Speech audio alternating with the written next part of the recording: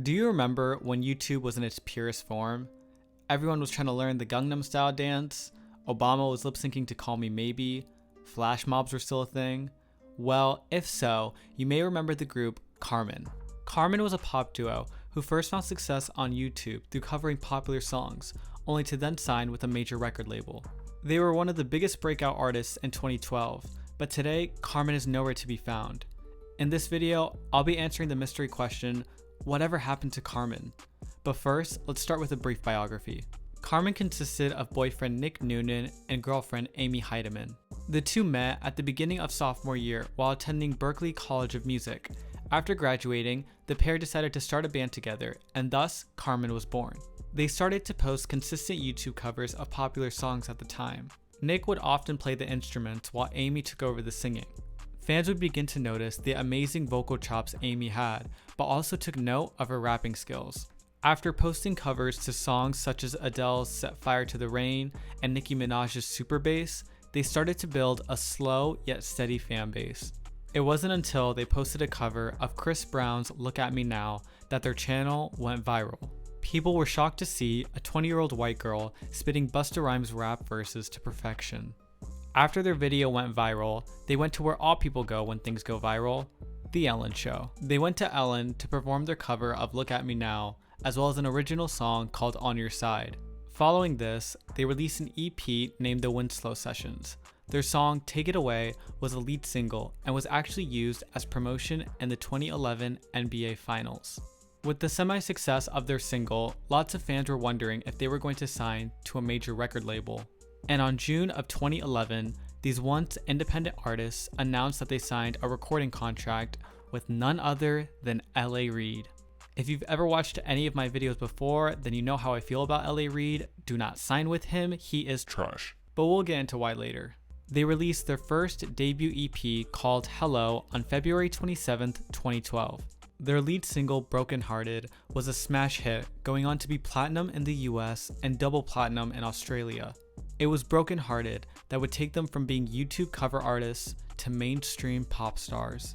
Their second single, Hello, also did really well commercially, going on to be #1 on Billboard Dance Club Songs. And with regards to the promotion of the EP, I thought it was great.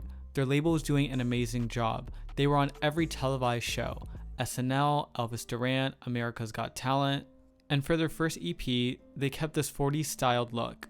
Amy would swoop her hair in what was called the suicide swoop because, it was 2012 and everybody had to be different.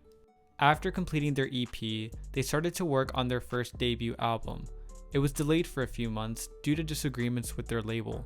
Their album named Pulses was eventually released on March 25th of 2014. It debuted on number 32 on Billboard 200. Their first single, Acapella, was a commercial success, going on to be gold in the US, but 3 times platinum in Australia. Yeah, Australia liked Karmin. Their second single, I Want It All, although not a commercial success, was a critical success.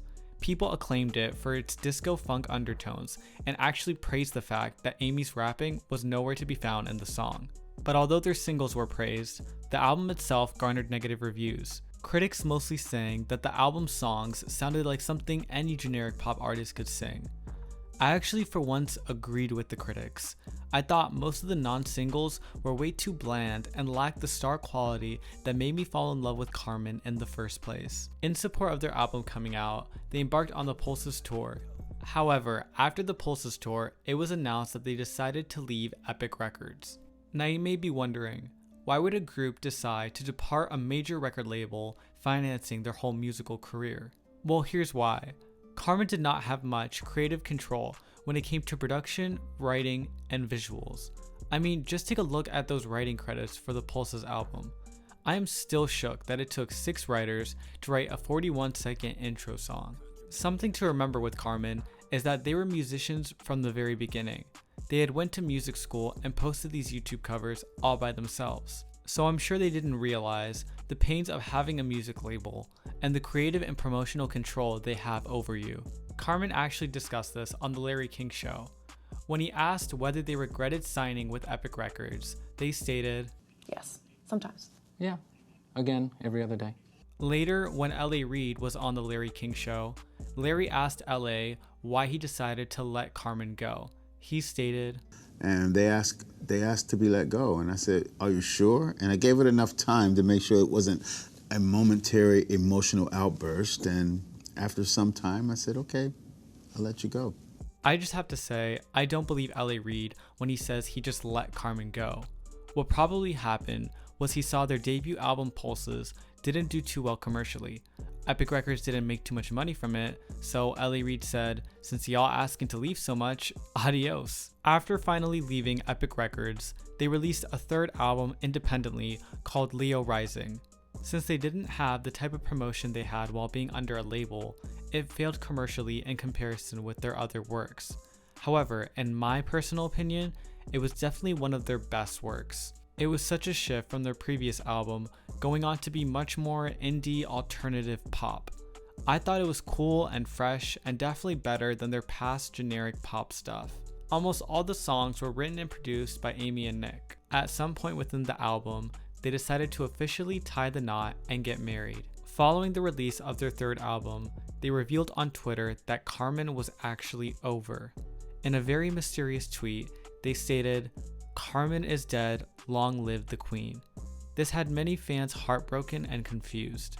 They then explained that for the time being, they were focusing their music on Amy, who goes by the alter ego Queen Herby. For those of you who are sad that Karmin is over, don't lose hope. When asked about whether Karmin would ever make a comeback, they said that they didn't believe in the permanence of anything. So who knows, maybe there will be a revival of Karmin near in the future. But going back to Queen Herby, the musical direction they chose to go for was so much more different than what they used to do. The music is very much hip-hop while heavily being influenced with R&B.